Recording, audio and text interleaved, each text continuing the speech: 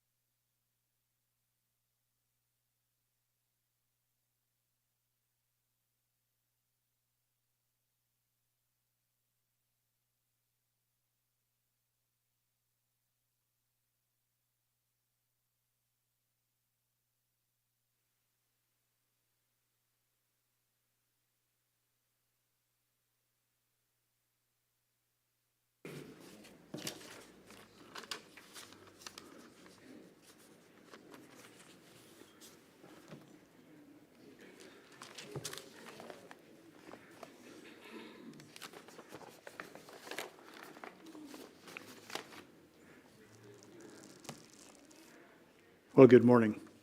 It just doesn't feel like Sunday without choir practice. It is just unsettling to me. I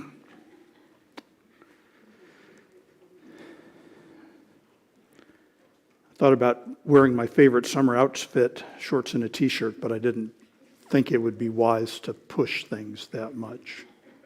Thank you.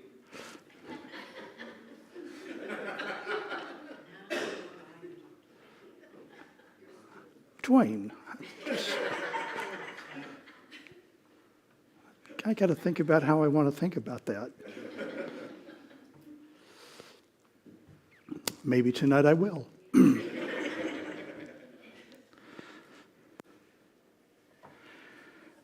When we get there in a few minutes, Genesis 22 will be our passage this morning.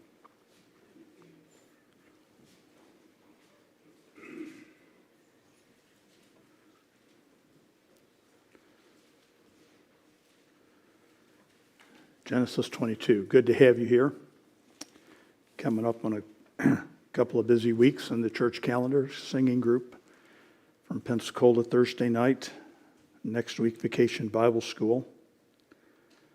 Complete and total collapse of the church family the Sunday after that. So let's go ahead and pray, and we will begin this morning. Father, I pray that you would help us to know your word, to be familiar with it, and not simply to know the words, but to be familiar with the meaning and the sentiment, and to be able to see your hand clearly in all that is occurring, not just in our lives, but in the world, and to think about these things properly. And so we pray for myself and for each other that we would be able to do this, that we would have strong faith and understanding in your way in the world. And I pray then your blessing upon our Sunday school hour and our services today. In Jesus' name, amen. This morning, we are going to begin what probably will end up being a somewhat lengthy Sunday school series on the subject matter of God's providence, and we will come back and circle around and I'll talk to you about what I mean.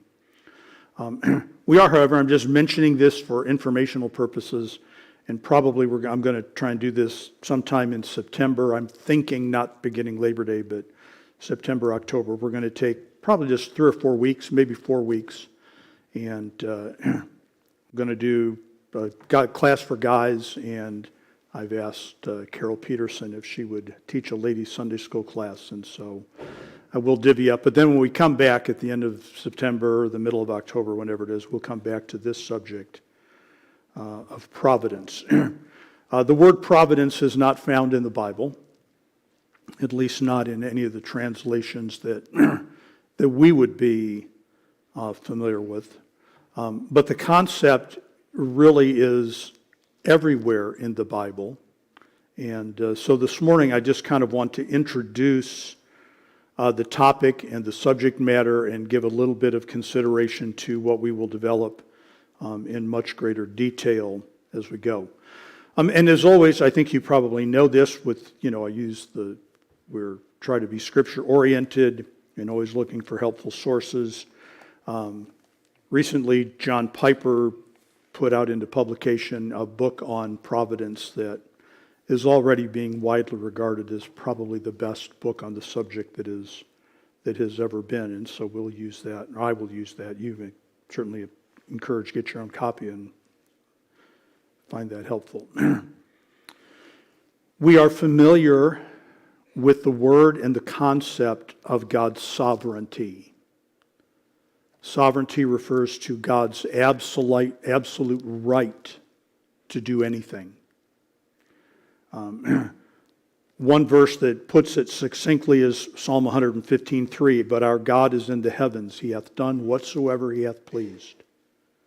God is sovereign. He answers to no one. And not only does God answer to no one, God counsels with no one. God has never sought advice. And this is not from a position of arrogance. This is simply a function of his deity. There is nothing that he does not know, and there is nothing that he cannot do, and there is no dilemma that is too complex for him or anything that is too far out into the future for him to anticipate. He is sovereign. He does what he wishes. But providence, while certainly falling under the umbrella of God's sovereignty, providence is different than God's sovereignty. God's sovereignty is God's right to do anything he wishes. God's providence is the way the Bible describes the things that he does. And I think that we would have to understand then that included in that, God's providence includes the things that he will not do. He can do anything. He can do anything that is not sinful. But he does not do everything. He does not do everything that we wish him to do. And very often the things that he does do, we struggle with and wish that he would do them differently. So providence then, right? God functions in providence from his position of sovereignty. Providence then is, I think we could think of it this way, is the sovereignty of God in action. What is he doing? And how does he do it? And to what end is he doing it? The word providence itself is not really even, it's not a natively an English word, and it's certainly not a Greek word. It is actually a Latin word, and the word refers to, as you can, if you just think about it, provideo, providence, to see ahead, to be able to see out into the future. When we bring that thought into the Bible, and into God's activity, then we are talking about God's use of not simply His sovereignty, but all of His attributes to bring about those things that He desires and to supply those things that are necessary for both our service and for the accomplishment of His will. And one of the things that we want to remember when we think about God's providence, and this is really, I think, a very large task for us, is that God is not simply functioning from a position of awareness. Right? It's one thing to say that, right? I mean, Jesus told us specifically, right? And this is not really the subject matter, but, right? Jesus gave, when in part of His instruction to us about praying, one of the things that Jesus tells us is this: your praying never informs God of anything. He already knows what you need. So obviously then, folks, when we respond, and now I'm digressing a little bit, then our prayer should not ever in any way, shape, or form come from the perspective that we need to tell God something that's going on. As if there's any form of announcement dimension to our prayers. I'm mentioning this because I want you to know this, but God already knows that. God has that knowledge. Providence is not simply what God knows. It is not simply that God knows that we need to eat and God knows that we need clothes to wear. It is God working specifically and directly in the lives of every single individual to bring about His will, to bring about those things that He wishes. In other words, it is an activity of God, not just simply an intellectual dimension of God. God has sovereign power, folks. We understand this. God can do anything. God can do anything. But He doesn't do everything. And, right, what you can expect Him to do, by the way, we can always expect Him. In fact, I think that our faith would go beyond that. Our faith would insist that He does those things that He promised to do. But He doesn't always do everything that He can do. He is sovereign. Sometimes the exercise of His will is to do nothing at all, or to do something differently. Providence is how that plays out. God is never, folks, and I don't want to get into all of this. If you pick up the book, and again, it's a long book, but probably worth the read. He quotes a variety of people who talk about the extent of God's providence. But what I want us to understand is that God is an actor, not an observer to human events.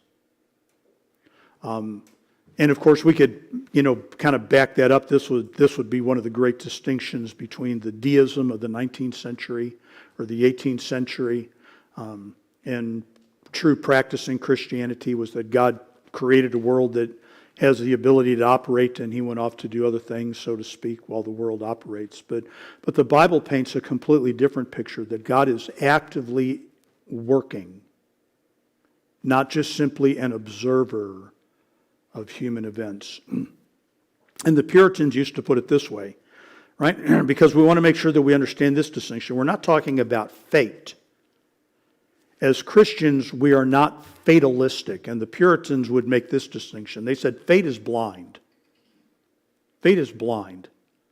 Just random things happen to random people. But providence has eyes, right? God is not simply acting, but God is acting deliberately with purpose. Chapter 22. And here is, very early in the Bible story, a very clear account of God's providence in action. Well, again, without using the word as we would have it, providence, but the word is there. I think we will be able to see the word is there in our English. All right, Genesis chapter 22 and verse number 1. And it came to pass after these things that God did tempt Abraham. And that means to, obviously, right, if I can interject here, to put him to the test, not entice him to do wrong. Right? But we're going to have, right, we're going to put Abraham, so to speak, on the treadmill, and we're going to find out how he does. So after these things, God did tempt Abraham and said unto him, Abraham, and he said, Behold, here am I. Here I am. And he said, Take now thy son, thine only son Isaac, whom thou lovest, get thee into the land of Moriah, and offer him there for a burnt offering upon one of the mountains which I will tell thee of.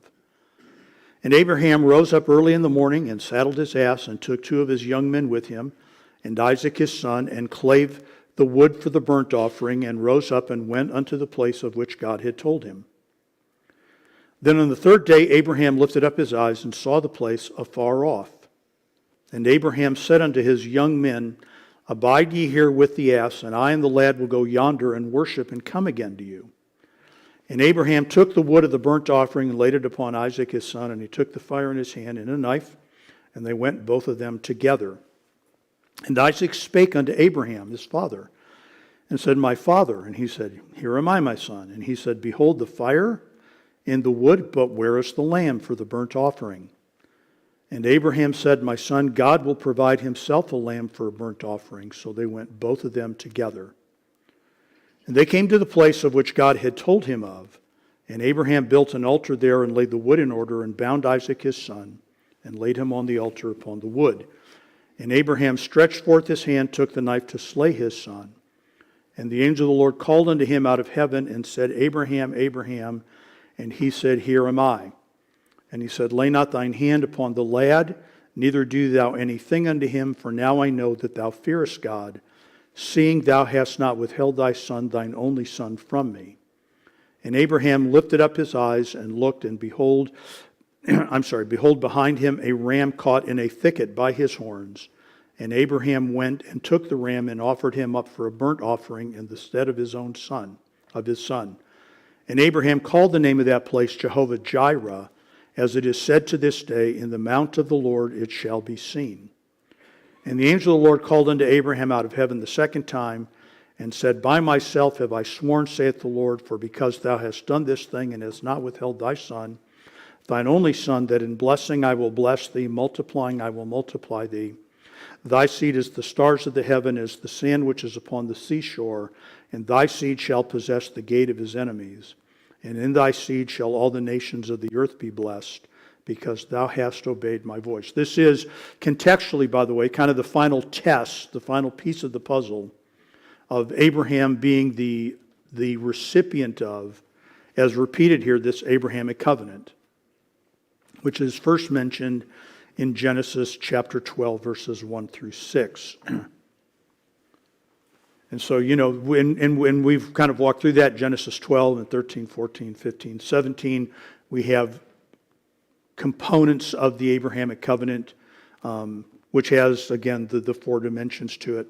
Now this, again, if I can just kind of do this is just off at a tangent, but it's worth putting into our intellects. When you and I read Genesis 22, 1 through 18, it is obvious, abundantly obvious, that we have here anticipating the work of Christ. Right? The work of Christ clearly.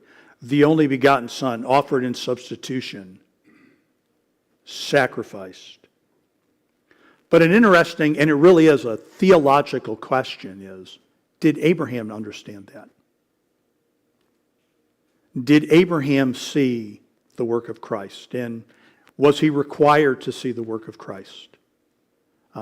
Again, that's not really where I'm trying to go with it this morning, but when we read these Bible stories, folks, we have to remember that we have the great luxury of being able to look back over the complete and total story of the Bible.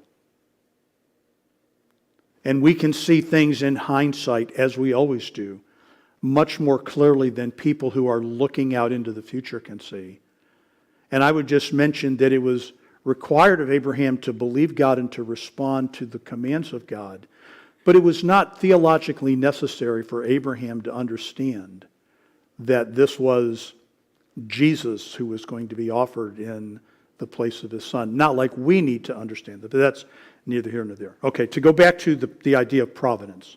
What does the word providence mean? It's a Latin word that means to see before. And in this little section here, in which Abraham is given his, so to speak, final test, God did test Abraham. We have this idea of vision that is really dominant through the passage. If you look at verse number 4, then on the third day Abraham lifted up his eyes and saw the place afar off. Right? There's no mystery there, folks. There's no analogy there. Right? They've been 3 days on a journey, and on that day Abraham looks out into the distance and he sees the place that God had told him to attend, to visit. Down to verse number 8. And I'm going to, if I can, translate the Hebrew for you as I read Hebrews 22:8. Right? Isaac says, okay, Dad, right, we've got the wood. Right? We've got the wood, and if you look at verse number 7, we've got the fire, and we've got the wood, but we don't have anything to sacrifice. So it's obvious, by the way, at this point in time in the narrative, that Isaac doesn't understand what his role is supposed to be. Right? He and Dad haven't spent 3 days talking about the fact that, son, I know this sounds crazy. Right? I mean, I just know this sounds absolutely crazy, but here's what's going to happen. Right? We're going to go out into the wilderness here. I'm going to tie you to an altar and I'm going to kill you because God told me to. They're not having that conversation because Isaac is completely clueless. Dad, I know what we got to have here. We got the wood and we got the fire, but we don't have anything to sacrifice. That brings us to verse number 8.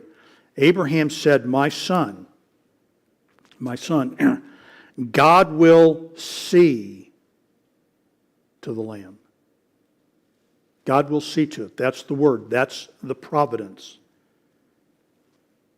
God will see to the lamb. That's what he said. That's the way the Hebrew reads. That's the way the Hebrew ear would hear. God will see to the lamb. Where is the sacrifice? God will see to the sacrifice. Right? He didn't just send us on this errand into the wilderness in the hopes that there would be some animal that we could sacrifice. God will see to it. God will provide for it. He will see in advance. Verse number 13. Abraham lifted up his eyes and looked. Again, in the Hebrew, saw. Just nothing mystical, nothing magical about it. Just Abraham exercised the vision that God gave him. And behold, behind him a ram caught in a thicket by his horns. God saw to the sacrifice. God will see to it. God will see to it. And then verse number 14, right? This is why we have this, and you probably have some kind of a note in your study Bible that would put it this way. Abraham called the name of that place, Jehovah Jireh. Jehovah Jireh.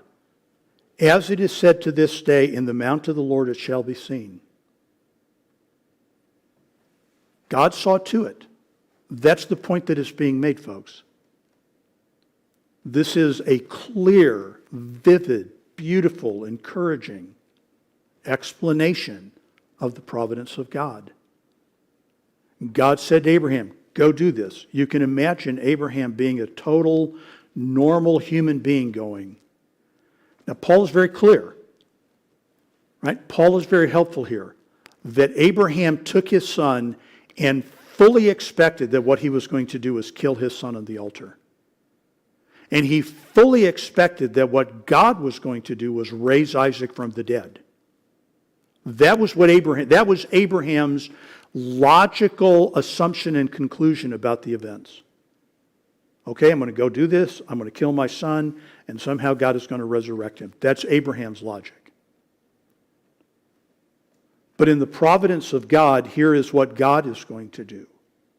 God saw to it. See what a really big theme this is, folks? That all of these things that God is doing and all of these things that God demands of us, in all of the times, folks, all of the times, this is one of the reasons that God is critical of our faith, is because we don't see what God sees, and so we think it's not there. Boy, I know the Lord told me to do that, but I just don't see any way that that would ever work. I can't afford to do that. I could never do that. But we don't have providence. God has providence. God has providence.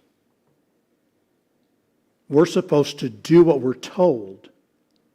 We're not supposed to stand there and debate it as if we are talking with a peer.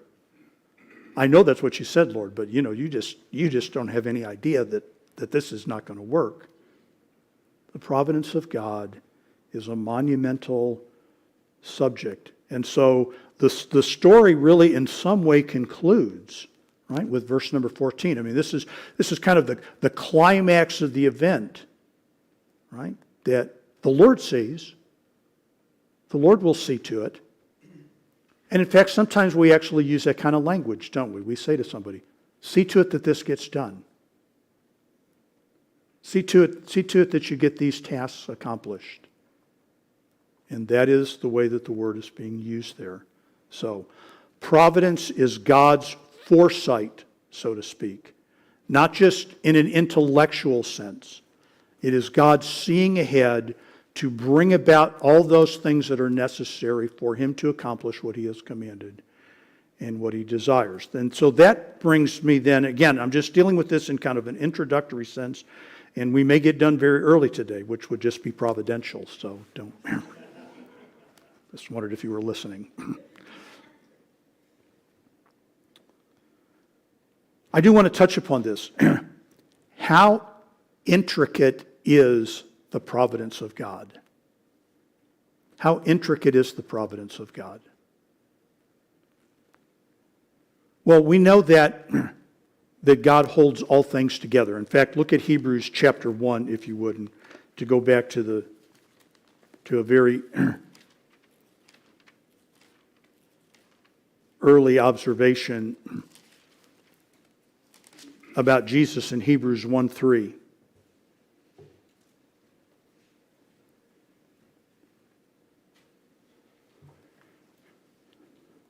Jesus is the subject matter, Hebrews 1:2, who being the brightness of His glory, the express image of His person, and upholding all things by the word of His power. And we know from the book of Colossians that He created all things and by Him all things consist. But I would argue, if we were trying to get technical, that those are more kind of expressions of technical sovereignty than they are of providence. How far does providence go? Well, Spurgeon told his congregation that every speck of dust they saw in the sunlight was under the control of God. And I wouldn't argue about that. But let me give you a clear Bible statement on the extent of the providence of God. Matthew chapter 10.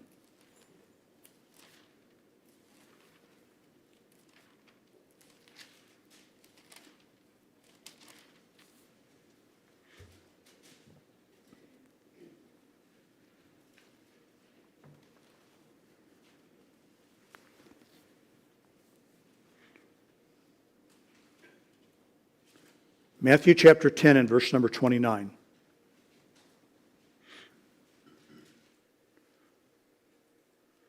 Are not 2 sparrows sold for a farthing?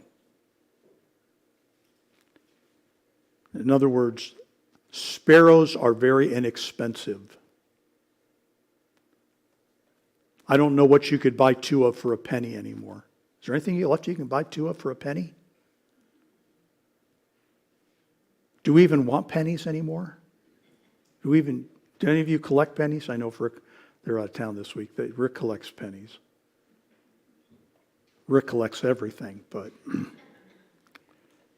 another subject matter. The point that Jesus is making, folks, right, is Are not 2 sparrows sold for a farthing? Something that is incredibly cheap, something that because it is cheap is therefore relatively insignificant. This is the argument that Jesus is making. And one of them shall not fall on the ground without your Father. Now you notice that the sentence ends there. Please do not add any words to that sentence. Please do not add the word knowledge to the end of the sentence, because the word knowledge isn't there, it doesn't belong there. Jesus is not making the point that God can keep inventory of sparrows. That's not the point he's making.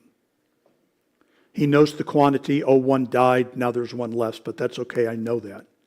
He is making the point that they don't die without the Father. How far does the providence of God go? To what minute dimension is God working all things in this world according to His will for His purposes, right down to an insignificant bird that you can buy 2 for a penny?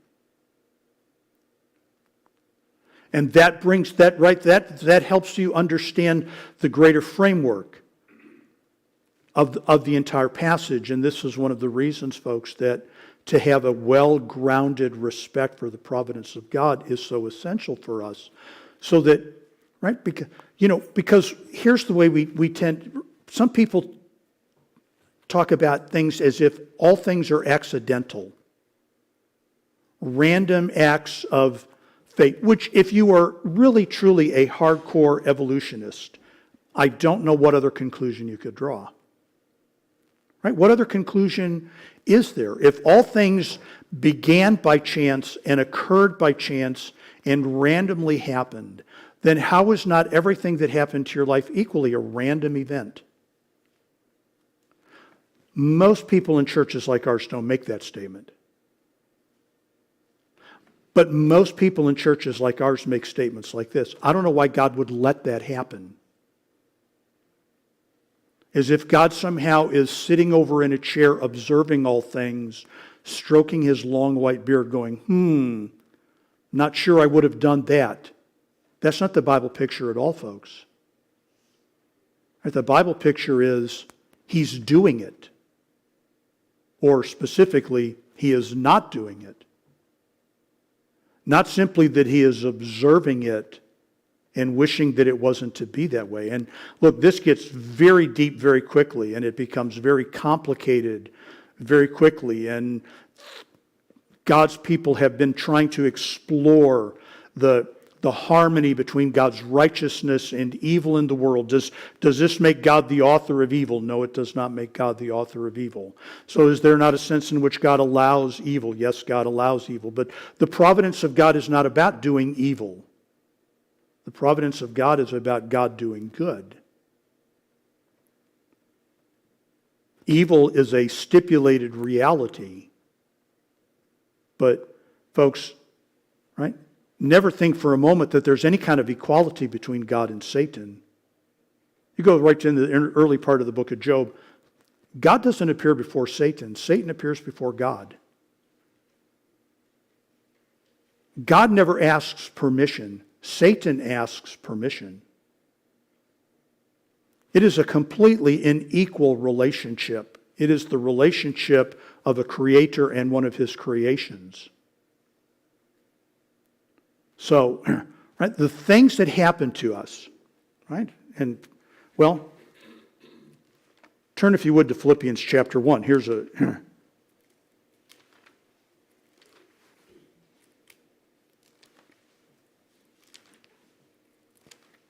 Here is a man who I think had a healthy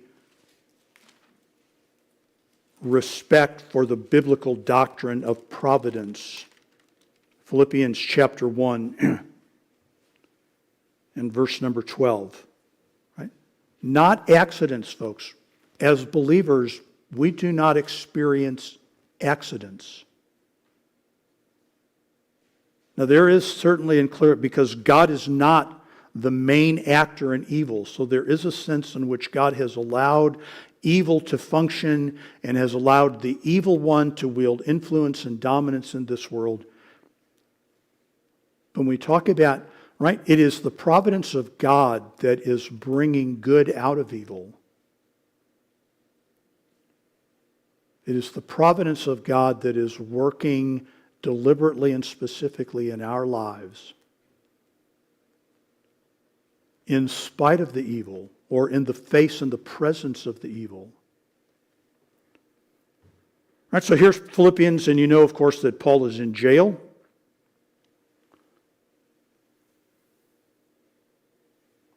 About which he writes in verse number 12, "But I would ye should understand, brethren," I want you guys to get this, "that the things which have happened unto me have fallen out rather unto the furtherance of the gospel.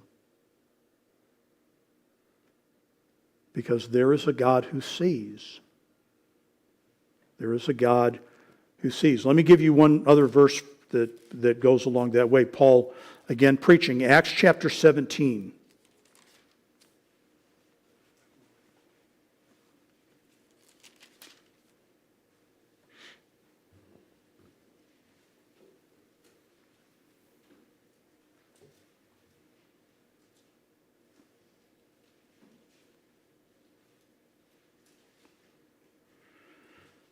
In verse number 22, this, of course, is Paul's famous sermon on Mars Hill.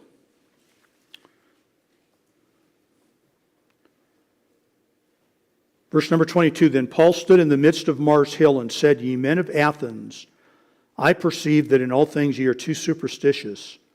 For as I passed by and beheld your devotions, I found an altar with this inscription, To the unknown God, whom therefore ye ignorantly worship, him declare I unto you."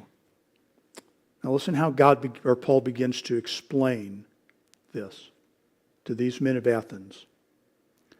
"God that made the world and all things therein." Right? That's sovereignty, providence, creation. "Seeing that he is Lord of heaven and earth, dwelleth not in temples made with hands." Which is another subject, but folks, when we're worshiping the Lord, we're worshiping a God who created heaven.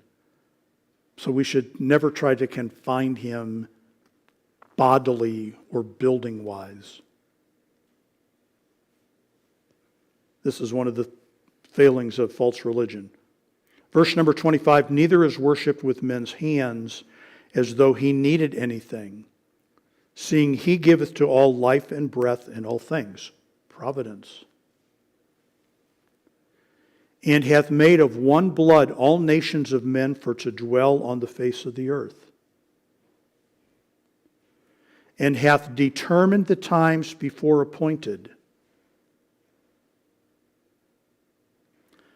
One of the guys gave me a link to a podcast interview of a man who in 2014 predicted the Russian invasion of the Ukraine in 2022. Said, here's what's going to happen. He went on to explain why it was going to happen. So 8 years ago, he made the prediction that it would happen. Now again, God is not the author of evil and God is not the author of confusion, but I would refer you, right, to Acts 17:26, "Hath made of one blood all nations of men for to dwell on the face of the earth, and hath determined the times before appointed." God has not been simply an observer of world events, of the ebb and flow of kingdoms. And the bounds of their habitation, in his providence, God has made some of us Americans, Europeans, Africans, Asians, and of course we could narrow that down even further. But folks, this is the providential work of Deity. This is how the Bible would explain it. This is why people are the ethnicities that they are. But God has not even finished there, because he has an additional purpose described in verse number 27, that they should seek the Lord. That they should seek the Lord. If haply they might feel after him and find him, though he be not far from every one of us. Which I've mentioned many times, folks, the gist of the text is that God put people where he put them and made them what he made them so as to give them the best opportunity that they would have to come to know him. Which is far more important than any of the demographics we pursue, like GDP and clean water, that they might seek him. This is the providence of God. How far does it go? And then one last point, and I'll deal with this quickly. Turn, if you would, to Isaiah chapter 48. All right, now, these are things that we will explore over the course of however long we take. Right? That God sees to making it possible that those things that he commands and instructs and expects from his people are accomplished. That if he tells us to do something, he will give us the resources to do it. That if he tells us something must be done, then there is a way for us to do it because God is providential. He is active. He is active and he is working. And Genesis 22 is a good place to go to refresh our memories. And this is extensive. It's not like God is providential only in those things that pertain to my salvation. That God worked things out in a way that brought me to come to know Christ. But that he is working all things, that his providence is extensive down to small matters. That the ultimate purpose of this, folks, and this should be one of our great treasures and anchoring spots, we should not recoil this, is because God is doing this for his own benefit. He's doing this for his own glory. Isaiah chapter 48. And of course, in Isaiah, we're 150 years approximately away from the Babylonian captivity. It is still a long way in the future as humans would count, and God is telling the people that they need to change the way they live, but he is predicting that they're not going to and that this is going to happen. And then he is predicting that that is not going to be the final word on Israel. And you have verse number 9. Of Isaiah 48, for my name's sake will I defer mine anger, and for my praise will I refrain for thee, that I cut thee not off. Behold, I have refined thee, but not with silver. I have chosen thee in the furnace of affliction. Providence. For mine own sake, even for mine own sake will I do it. For how should my name be polluted? And I will not give my glory unto another. Now, of course, we who anticipate a future for ethnic Israel find those verses a great treasure. But notice the great motivator there for all that God does, for the greatness of his name. For the greatness of his name. This is... Right, so sometimes I would like God to wield here in a far more lasting benefit to us. So that is why God is